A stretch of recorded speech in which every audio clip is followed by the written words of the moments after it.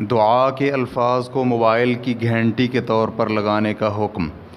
الحمدللہ والصلاۃ والسلام علی رسول اللہ۔ سوال کیا گیا ہے، ریکارڈ شدہ دعا کو موبائل میں بطور گھنٹی استعمال کرنے کا کیا حکم ہے؟ رہنمائی فرما دیں۔ الجواب بعون الوہاب۔ دعا کے الفاظ کو موبائل میں بطور گھنٹی استعمال کرنا مناسب نہیں ہے، کیونکہ دعا قرب الہی حاصل کرنے کا ذریعہ اور عبادت ہے، اور عبادت کی تعظیم کرنا ضروری ہے۔ اس طرح سے اہانت کرنا درست نہیں ہے۔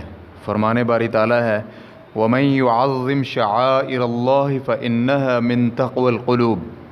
جو بھی اللہ کے شعائر کی تعظیم کرے تو یہ دلوں میں تقوی کا باعث ہے۔ سورۃ الحج آیت نمبر 32۔ چنانچہ بہتر یہ ہے کہ موبائل میں ایسی گھنٹی استعمال کی جائے جس میں اللہ کا ذکر نہ ہو، تاکہ ذکر الہی کی اہانت کا خدشہ باقی نہ رہے، اور نہ ہی موسیقی پر مشتمل کوئی حرام گھنٹی لگائی جائے۔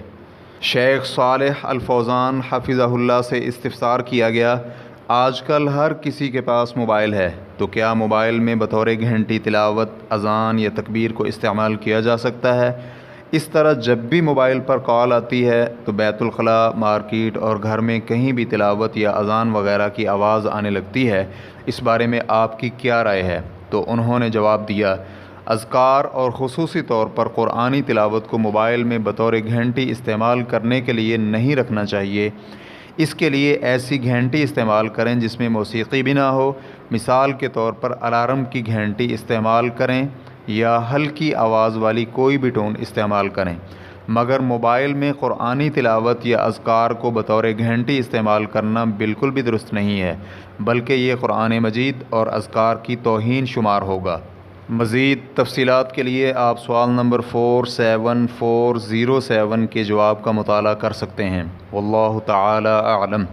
اسلام QA ریکارڈنگز، مؤسسۃ الشیخ محمد صالح المنجد، المملکۃ العربیۃ السعودیہ، فتویٰ نمبر 128756۔ والسلام علیکم ورحمۃ اللہ وبرکاتہ۔